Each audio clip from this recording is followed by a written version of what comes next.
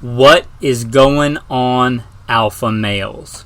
Welcome to the Alpha Male Podcast, the podcast where we talk about what it means to be a man, made in the image of God, strong, dominant, and in control, and we don't apologize for it. Today I'm going to talk about mass shootings, active shooters. If you've never heard the bio before, which I'll plug in after this, I was the commander of a tactical team to stop active shooters in a large metropolitan area. That's why we were there. That's what we did. It's what we trained for. It was our bread and butter.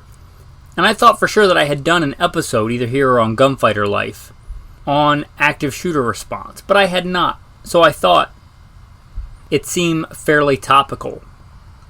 Try and come at this honestly and righteously and boldly without all the garbage and politics and all that other stuff. What can you do about mass shootings, about active shooters? That's what we're going to talk about today. With that, I'm going to put in the bio and then we'll get into this somber topic. So, who am I? Who is this person talking to you from across the internet? Why should you listen? First and foremost, I am a Christian, a servant of God, and a follower of Jesus Christ. God has blessed me to do many things in my life where I could do nothing apart from Him. U.S. Marine Corps combat veteran, did a couple of tours in Iraq. As an assaultman after my combat tours, I was an urban warfare instructor for the Marine Corps under Mojave Viper. Also served in the U.S. Army, both full-time and part-time National Guard. Also did several years in law enforcement, LAPD. I worked regular assignments and more specialized assignments. Been a private contractor for a 3-letter government agency. That's all I'll say about that. Been blessed to be a state rifle and pistol champion. And West Coast Regional Rifle Champion. Won more shooting competitions with the talent that God's given me than I can actually remember. Was blessed to be the commander of a tactical team in a large metropolitan area. Our primary job, the reason we primarily existed, was to stop active shooters. I got the opportunity to head up and be the commander of that team. I grew up around guns, hunting and shooting and competing at a very early age. Been blessed to hunt all over this beautiful country, from whitetail on the East Coast to mule deer on the West Coast, and bear and elk and all manner of things. I've even been a professional big game hunter and guide. But again, most importantly, I'm a Christian. And I am your host, Michael Milito. Welcome to the podcast. So, what do we do about mass shootings? I think that's the wrong question. What do you do about mass shootings, alpha male? Man, what do you do about mass shootings? Because that's what alpha males do. Strong, dominant. They stand up and they protect and provide for those weaker than them. That's part of being an alpha male. You know what beta males do? They point fingers and they complain and they whine. Like sorry little beta males. That's what they do. Real men stand up. Real men do something about it. So what can you do about it? You. It's not a police officer's responsibility. It's your responsibility. I'm going to say something that might tick some people off. But I think it's true, so I'm going to say it. A profession, a title, does not change one's fundamental character or morals. There are some really good teachers. There are some teachers one might even call a hero. There are some teachers, statistically speaking, you could be a teacher and just be there for the paycheck and not give a crap about kids. You can get mad at that if you want.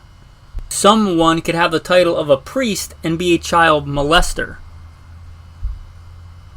Someone can be a cop, can be a sworn peace officer, and be lazy and a coward. Giving somebody a shiny badge does not a hero make. Pinning a tin star on their chest does not make them a hero. It's the character and the heart.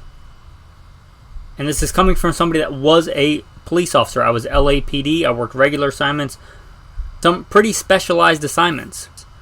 And I don't believe that every single police officer is brave or a hero. And I believe the courts have even ruled it's not their duty to protect you. What are you gonna do about it?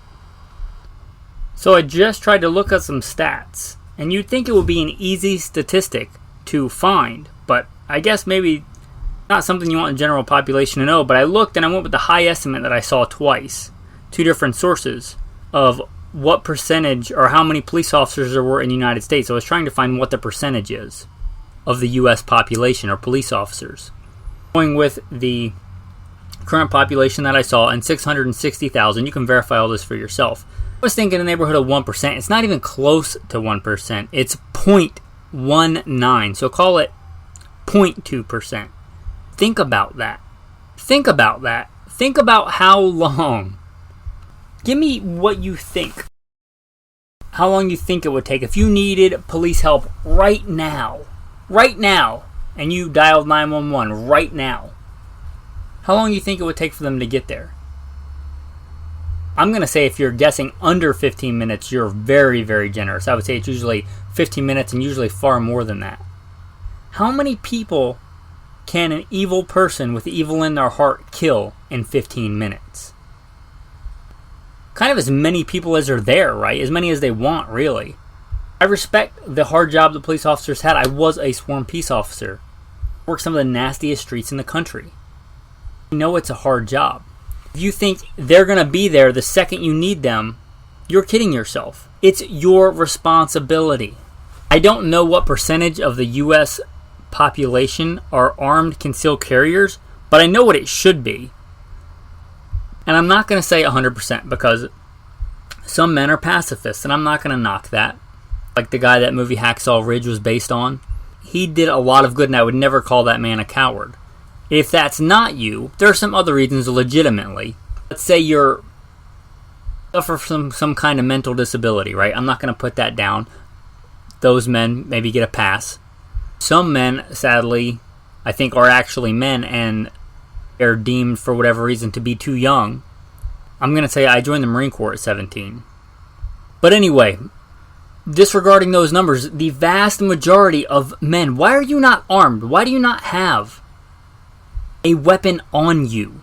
Jesus Christ said, if you don't have a sword, sell your cloak and buy one. A sword. A sword is a weapon of war. A sword is a weapon. It's not a butter knife. It's not a folding pen knife in your pocket. A sword. A sword is for defense. This is Jesus talking to his disciples. But now, if you have a purse, take it. And also a bag. And if you don't have a sword, sell your cloak and buy one. Sell your jacket. That's how important it is. So you, man, if you don't have a SIG 320 or an M17 or a Smith & Wesson M&P or a 1911 or a Glock, sell your freaking boyish video game and buy one. Sell your TV if you have to. You probably should anyway. Those things are garbage. Sell your cloak and buy one. Why are you not armed? Why?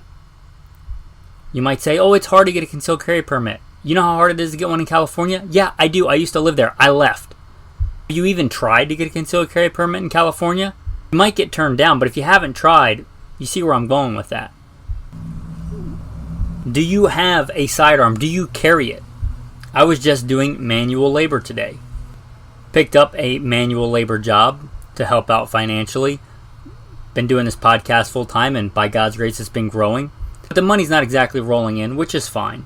To make up some extra income, literally rolled up my sleeves today, threw on the old cowboy boots, and did some manual labor. And if I got a regular 9-to-5 job, the podcast would really suffer. I consider this my full-time job now. The point of that is, it was very inconvenient to carry a gun when I was doing that. Guess what? I still did. I don't want to hear it. Why are you not carrying a gun? Why are you not armed? If you can't be armed with a gun, do you have a knife and do you train with that? We'll get to training in a little bit. What about your truck gun? You had better have a truck gun. Do you have a shotgun in your truck or your car, in your trunk? Or an AR or an AK? I don't really care. Everybody gets wrapped around the axles. I do a whole other podcast, Gunfighter Life. This round versus that round, and this model versus that model, and this barrel length versus that barrel length. Have a gun. Know how to use it. Use it. Train with it. We'll get to training. Do you have that? Do you have a medical kit? Do you have all that stuff? It's not somebody else's responsibility. And people will say, I could get shot by the police when they show up. Yeah, maybe. But again, 15 minutes, 20 minutes, 45 minutes, hours later, bad things can happen to you. This is the world we live in. It's your responsibility. It's your responsibility. If there are women and children dying, are you not armed wherever you go? One of the mass shootings I just heard about that happened was at like a plant nursery. Oh, you're just going, with your wife to the store, to wherever. Why are you not armed? You never know when that's going to happen. Why are you not armed and dangerous? It's good for good men to be dangerous. Dangerous is not a bad word. When I didn't grow up a Christian, I grew up a heathen, and I was a gunfighter for a while professionally. And I thought for a while maybe I'm supposed to give that up. But then I thought about what's loving. I have all this training and experience. By God's grace, the courage He's blessed me with. If I'm in a movie theater and somebody starts shooting up the movie theater, women and children are just dying, I'd submit the most loving thing I can do is make that evil person change his behavior. Post haste. Is it more loving for me to take care of that threat, that adversary, or for me to just sit there for 15 minutes sucking my thumb like a beta male waiting for somebody else to show up and take care of the problem? So if hitherto men, you have not been armed, why are you not armed? Why are you not training? Talk about training. Most of these mass shooters I think there's at least one I can think of, maybe two that had training. The vast majority have no training. Training makes you much more efficient. People think of police as gunfighters. They are not gunfighters, speaking as a police officer. I would say a lot of police officers get just enough training to make them not a liability, and that's about it. They might qualify. Some of the better agencies, once a month. Sometimes once every 6 months or once a year. I'm also big into working out and physical fitness. How fit do you think that I would be if I worked out once a month? It's a perishable skill. You're not gunfighters. Yes, I think you should have more training than that. You should take it upon yourself to be better than that. Get some training. Get some basic hands-on training. Get your concealed carry, which I would consider... Depends on the course. I'm not going to put that in any course. But get some actual training. Learn to draw and get hits on target. Get training. If, let's say, whatever the percentages of men that can carry a gun, excluding the ones with physical limitations and mental disabilities and whatever, age, let's call it 80%. I think that's being reasonable and, if anything, generous. 80%. What if 80% were armed and trained and dangerous? And then when an active shooting broke out, they killed nobody, or one person, or whatever the case is, because people were there armed and they stopped it. People still try and ban guns? Yeah. But do you care about the politics, or do you care about stopping innocent people from dying? I care about stopping innocent people from dying. If you don't want to take your guns away, you're always going to try and find a reason to take your guns away. Now, I think a byproduct of that, it will give them less ammunition to try and take your guns away because they're being used for good things. But let's be honest, they're still going to try and take them away. Are you concerned more about the politics, or are you concerned about stopping the loss of innocent life, protecting women and children and other people weaker than you? Yeah, sometimes it can be inconvenient. Yeah, a lot of times I don't feel like going to the gym every day or training every day with a firearm. But I do, except for Sabbath where I rest. You can do a lot of this stuff dry fire. In your house. Or outside your house. Or whatever. In the woods. So what can we do about mass shootings, active shooters? You can stand up and be a man. You can man up. Grab your sword and get to work. Carry it with you. Hopefully you never ever need it.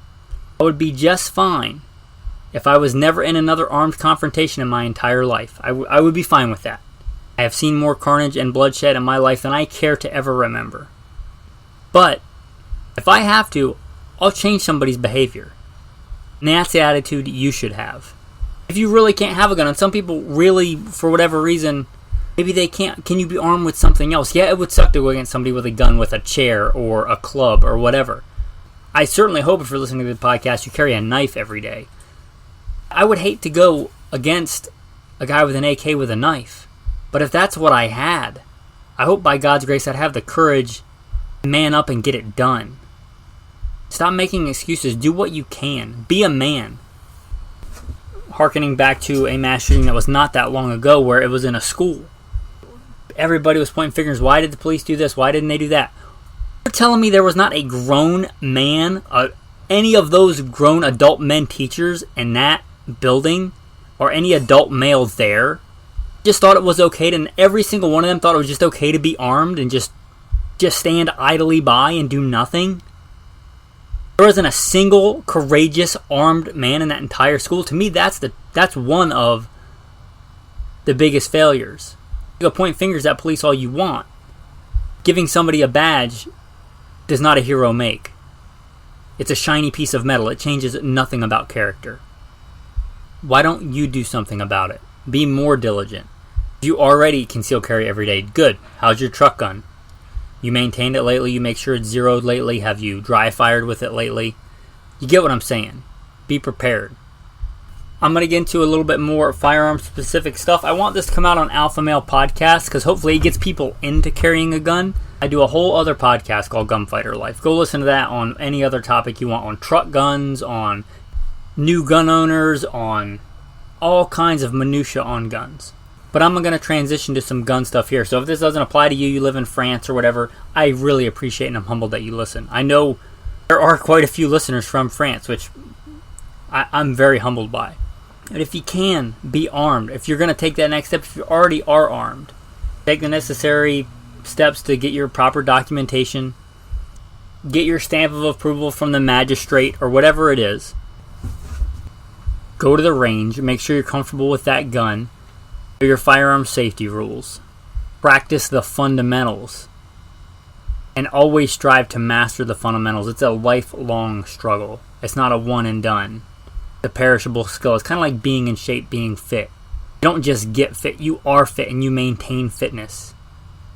You're like, oh, I'm fit now, I'm going to stop. Guess what? It doesn't work that way. Shooting is the same way, especially handgun shooting. It's a very perishable skill. Strive to master the fundamentals. A lifelong struggle, a lifelong race. It's like a marathon. I didn't say this was going to be easy. I said man up and do it. Strive to master the fundamentals. Once you get that down, what I would also consider a fundamental that many don't is the draw. Because if it's a handgun for defense, you have to access it. Comfortable carrying with one in the chamber, because carrying one without one in the chamber, why? Right? And then get proficient with the draw. Again, a lot of this you can do, especially at first, and even when you're really good, dry fire. Practice, dry fire, the draw. Get that gun out and into action. You can have the best, fanciest, tacticalist, flat dark earth with the coolest optic and the biggest caliber gun on your hip that you want, the biggest big iron you want. If you can't get it into action in the appropriate amount of time, in the necessary amount of time, then it's just a heavy piece of metal on your hip, right? A lot of gunfights are start and finish in seconds. Seconds can be a dramatically long time in a fight. To learn how to access that gun quickly, get it out quickly, and then get rounds on target. Talking about the firearm stuff, a couple of basic drills. Obviously the draw. On getting one shot on target. Once you're proficient with that, try getting multiple hits on target. Just because you shoot somebody, especially with a handgun, does not mean they're going to immediately change their behavior. It may take several doses, let's call it. Practice getting fast follow-up shots on target. Practice the classic Mozambique drill, 2 to the chest, 1 to the head. Practice other drills as well, like 4 center mass as fast as you can, or perhaps 2 to the chest, 2 to the pelvic girdle. Whatever kind of responses, you should train multiple of them. Be able to do that. And there's a myriad of things you can do from there. You need to make sure your gun shoots and cycles and shoots the same point of impact, point of aim with your carry ammo, your defensive ammo. That's whole podcasts on carry ammo and the science that goes into them and all that stuff. Defensive handgun ammo. Again, there's a lot that goes into it. And then stay proficient with it. Train. You see, it's easy to point fingers across the aisle and say, oh, they restrict this and they do this and they do that and it's so hard here and it's inconvenient, and so what? Man up and do it. If you're at one of these incidents and you're there, you are the emergency responder. It's not on somebody else, it's on you. Somebody starts shooting women and children, and I hate to be graphic, but this is the world that we live in. telling me it's the alpha male thing to do to call 911 and sit down and suck your thumb for 15 minutes until somebody shows up and may or may not do anything about it? For you to take care of that threat. I was a couple of days out from shipping out on a contract to Afghanistan. It was like a matter of days. 2 days stands out in my head. Maybe it was 3. Maybe it was a few. I don't remember. I was days away from shipping out to Afghanistan when I got offered the job to head up a team to stop active shooters. And I thought it, and I prayed about it. And how can you really pass that up? Like the opportunity to save and preserve lives here in America. I got to head that up, and I got to not just train, but train a bunch of really good men and women and be a part of that team, and what a blessing that was. You don't need a badge. You don't need a bunch of tactical kit. If you want tactical kit, that's fine. I certainly have it. But even us, where that was our primary job, there was a few of us. There were several dozen of us, but in an area with millions of people. Even doing that job, I would love to have had people that could have assisted. Good men willing to stand up, to man up, and do something about it. So what can you do? You can stand up and be a man. You think there's just some bill that's going to pass or some button that's going to get pressed that's just going to fix all this? No, it doesn't exist. It requires you being a man, rolling up your sleeves and being willing to do something about it. And hopefully you never need to. You can man up and do something about it. Anyway, with that, it's a somber topic, so I'm not going to throw in some crass commercialism. I'm going to give you a tactical tip and then some tactical verses of the day. Tactical tip of the day, talking about the draw. You see a lot of people, they want to go really fast on the draw. They start getting better. They want to go fast. One of the keys to having a fast draw is doing less. The less I do, the faster I can get there. My goal is to get that gun from out of the holster and front sight aligned and on target, or optic aligned and on target. The less steps I have to do to achieve that goal, the faster I can achieve it. See a lot of new shooters, a lot of new people new to carrying. You watch them, they do all these superfluous. Superfluous is just more than is necessary. To do the necessary steps to get that gun out and on target. Most people have an iPhone. You're dry firing. Video yourself on the draw and see what you're doing that you can iron out and smooth out. Are you putting in any extra movement? Real common one is you'll see somebody grab with their gun hand, their whatever side their gun is on. They'll grab with that hand and then they'll bring their support hand up. Why? Bring them both up at the same time. Save time. Or you'll see them grab it and then point the muzzle way up and then bring it back down to the target. Why? Get the gun out and get the muzzle oriented at the target and drive it straight there. The faster you do that, the faster you can get a good shot off and a good hit on target. So if you want a fast draw, if you're working on a fast draw, which a lot of you hopefully are in concealed carry, if you worry about being smooth and ironing out all the superfluous stuff, the speed will come. If you don't move any faster, if you're doing less to achieve the goal, you'll get there faster. It's like in the world of GPS, I just wander around a neighborhood trying to get to where I'm going, making all these turns. And I find out how to get there some roundabout way. And then the next time I'm like, I want to go there faster, and I just floor it. And I go around the turns, screeching tires, cars up on 2 wheels, and I get there. Yeah, I get there a little bit faster. Or I could just plug it up in the GPS and go the most direct route with no turns, a straight line there.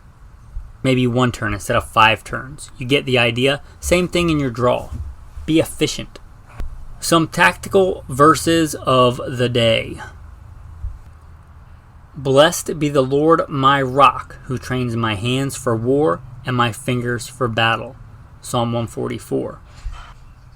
The Lord is a man of war. Exodus 15. Let he who has no sword sell his cloak and buy one. You'll find that in the Gospel of Luke. Here's a reading from 1 Samuel. This day the Lord will deliver you into my hand, and I will strike you and take your head from you. And this day I will give the carcasses of the camp of the Philistines to the birds of the air and the wild beasts of the earth, that all the earth may know that there is a God in Israel. Then all the assembly shall know that the Lord does not save with sword and spear, for the battle is the Lord's, and he will give you into my hands. That was David. You'll find that in 1 Samuel. That was David, a man after God's own heart, a mighty warrior who slayed a bunch of people. a man after God's own heart. With that, if these mass shootings, if they anger you, I submit that they should. It is written, be angry and do not sin. If they anger you, you can sit there and complain about it and whine about it like a beta male, or you can do something about it. You can be part of the solution for that. Anyway, with that, men, thanks for listening and have a blessed day.